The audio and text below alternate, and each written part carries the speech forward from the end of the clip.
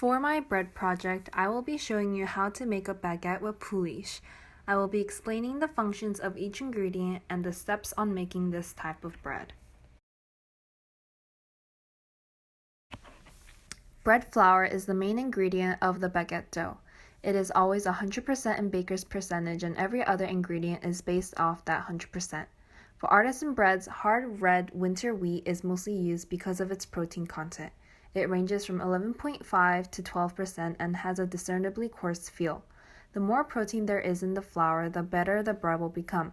The starches and protein in the flour, the water plus friction makes a complex matrix called gluten. The main proteins of gluten are glutenine and gliadine. Glutenine is responsible for elasticity and the other for extensibility. Water is the second largest ingredient in bread making. The most important consideration for water is its temperature. When the dough is cold, the yeast action slows down, and when the dough is warm, it speeds up the fermentation. In addition, when water is hot, over 125 degrees Fahrenheit, it stops the yeast. The desired dough temperature is between 75 to 78 degrees. In order to get the correct temperature, you have to follow this equation. Desired dough temperature multiplied by the number of factors minus the sum of the room temperature, flour temperature, friction factor, and any other factors. Salt is normally 1.8 to 2% of the flour weight. Salt controls the fermentation of the dough and slows down the chemical reaction. It is what binds the gluten together. It is also hygroscopic, which increases the shelf life of the baguette, and finally, salt improves the overall flavor of the baguette. Yeast is a fungus, a live organism that can multiply very easily. Yeast cells digest food in order to live and multiply. Their preferred food is sugar, and in the bread dough, the starch in the flour changes into sugar, providing the food source for the yeast. There are enzymes on the outside portion of the yeast cells. These enzymes help change the starches in the flour into sugars. While digesting the sugars in the dough, yeast produces carbon dioxide. The elastic and stretchable protein network in the flour holds the carbon dioxide gas inside the dough, causing the dough to rise. The whole process is called fermentation.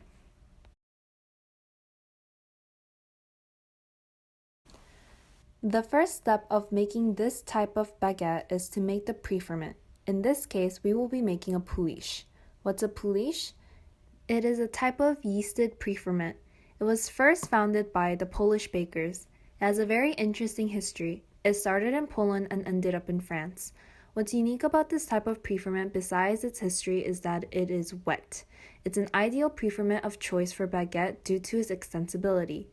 It's a very wet pre-ferment that we let ferment at room temperature for 12 to 14 hours. We are scaling out the flour, yeast, and water.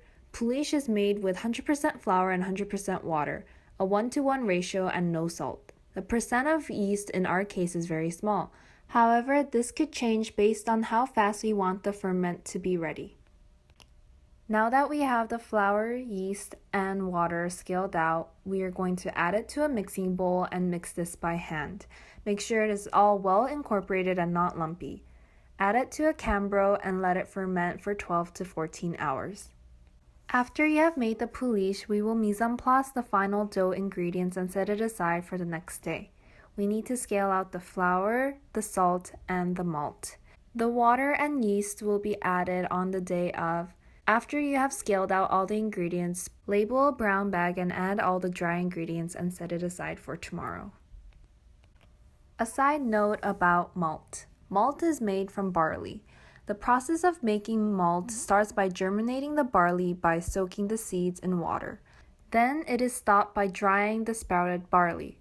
It is then grinded into a powder that is malt. Malt is used for controlling the fermentation process and adding the golden color to the crust of the baguette.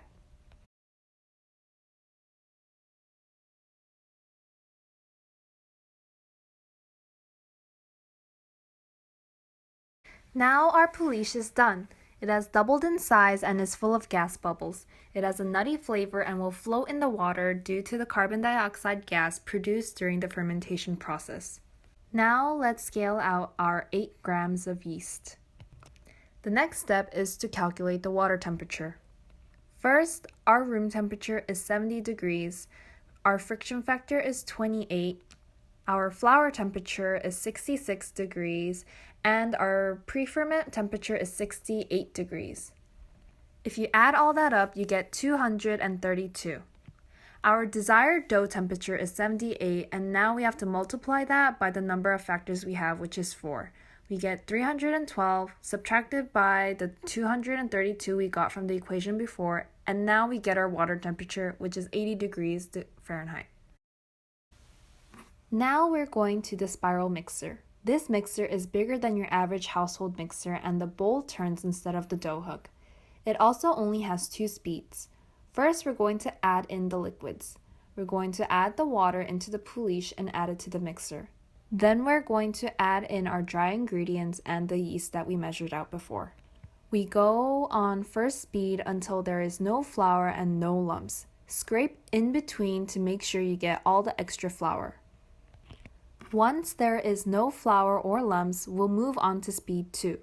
Speed 2 is where we build the gluten.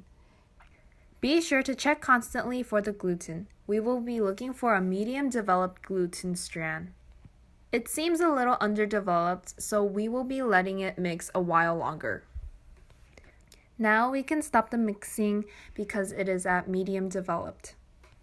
This type of mixing method where we include a mixer and a fold by hand is called the improved method.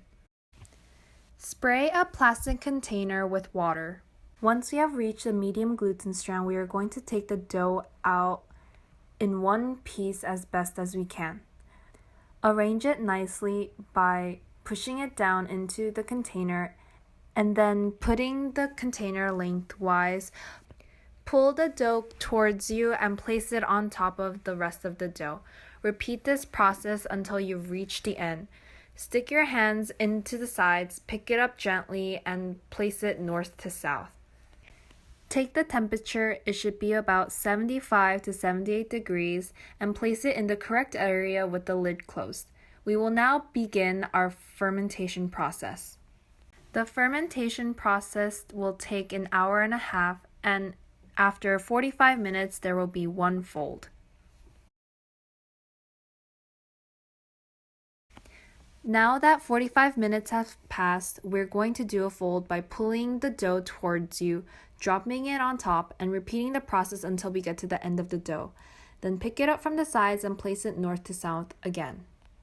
Take the temperature and let it continue fermenting. We fold to develop the gluten strands, degas the dough, and even out the dough temperature. While the dough is finishing up its fermentation, we'll get ready for dividing and pre-shaping. We will need a breadboard, dusting flour, and a bench scraper, and a scale.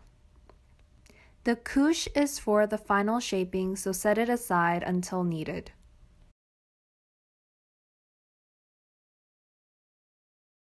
Now that the fermentation process has ended, it is now time to pre-shape our dough. First, flour a clean work surface with dusting flour. Flip the container in one swoop and take out the dough in one piece. Gravity should help the dough come down, but if not, help it out gently with your hands. Try not to let the dough overlap each other.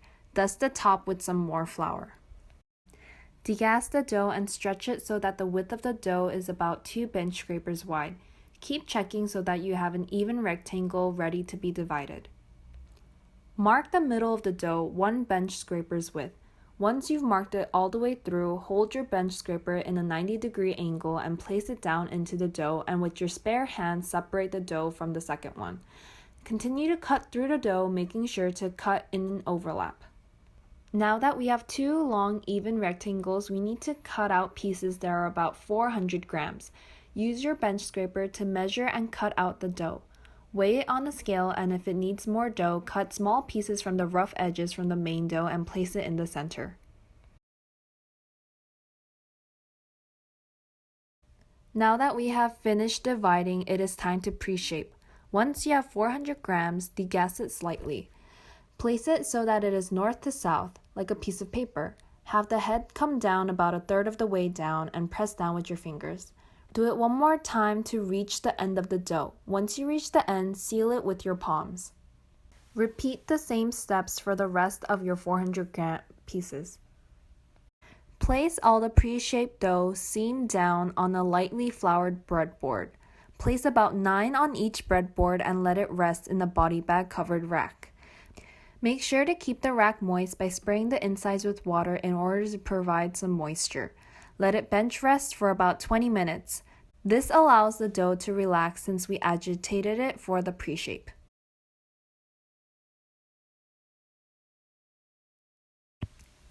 Now that our dough has bench rested, it is time to do our final shape.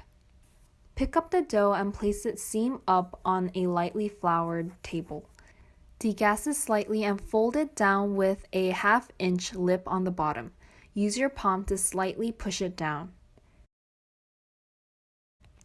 Pick up the dough from the middle and stretch it to make it a little longer. Then turn it over so that the 1/2 inch lip is now on the top. Then fold that down to the middle and press it down with your palm. Pick up the dough again and stretch it from the middle.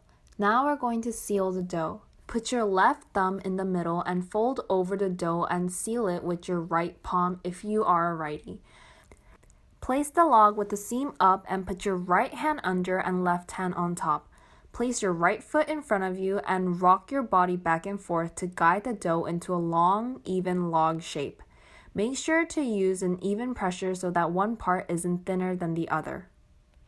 Have a couche on top of a breadboard and flour lightly. Place your final shaped dough seam up on the couche where you have floured. You want to give the dough privacy from the other baguettes, so pull up some of the couche to make a flap. Then continue to final shape the rest of your pre-shaped dough. Then we will move them to a rack with a body bag and let them proof for about 45 to an hour. While the baguettes are proofing, we need to set the oven to the correct settings. Since we are using the first oven, let's go to number 1. The timer should be at 20 minutes. The top part of the oven should be 470 degrees with 3 red triangles. The heart or the bottom of the oven should be 445 degrees with 2 red triangles. The steam should be set at 0.25 and the vents should be closed. If the color is green, then the vents are closed. If it is red, it means the vents are open. Green for go and red for stop.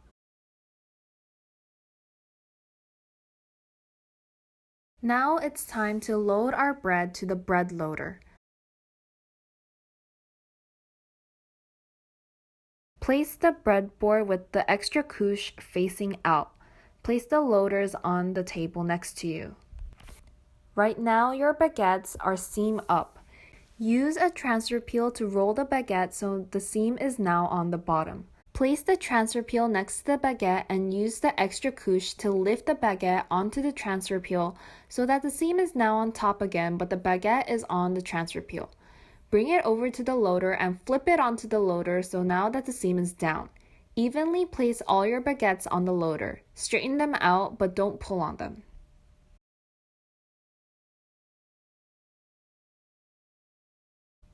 We use a tool called the lamb to score the baguettes. You have to hold the lamb like you're holding a key.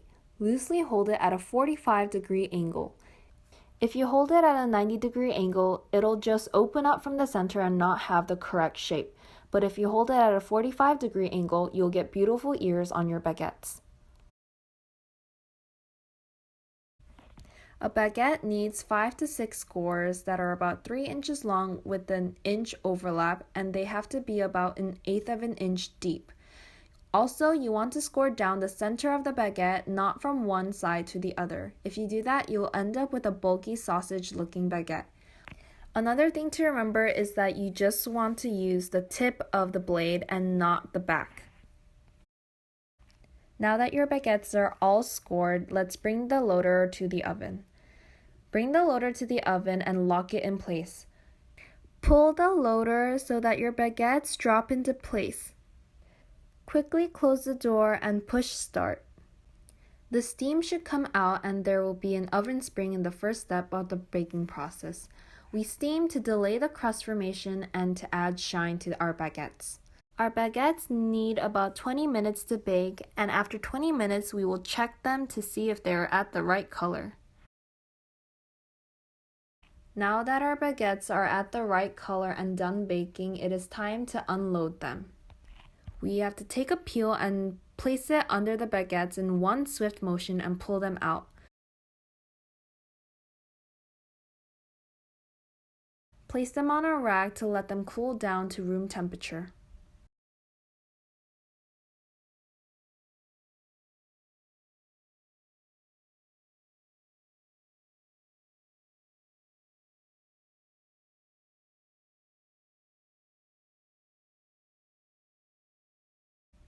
Now our bread is done. Let's cut through the middle to see if it is well made.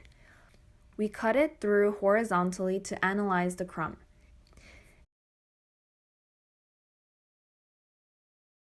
It's a nice creamy color with even air pockets all throughout the baguette. It was made very nicely. When you're at a bakery trying to purchase a baguette, here are a couple things to keep in mind. When looking at a baguette, you should look at the shape, the color, the crust, and the taste. The shape of the baguette should be straight with even slashes and beautiful ears. The color of the baguette should be amber with reddish tints and a clear sheen from the steam from the oven. The slashes should be slightly pale, but the ears should be fully brown. As Edward Bear says, a browner crust gives more flavor, although too much browning hides the delicate wheat and fermentation flavors that largely define the baguette. I hope you enjoyed this educational tutorial on how to make a baguette with pouliche. I hope you learned something new about baguettes and how much hard work goes into making them. The shelf life of this baguette is only about 6 hours, so enjoy them. I hope you now have a new appreciation to the art of baguette baking. Thank you for watching.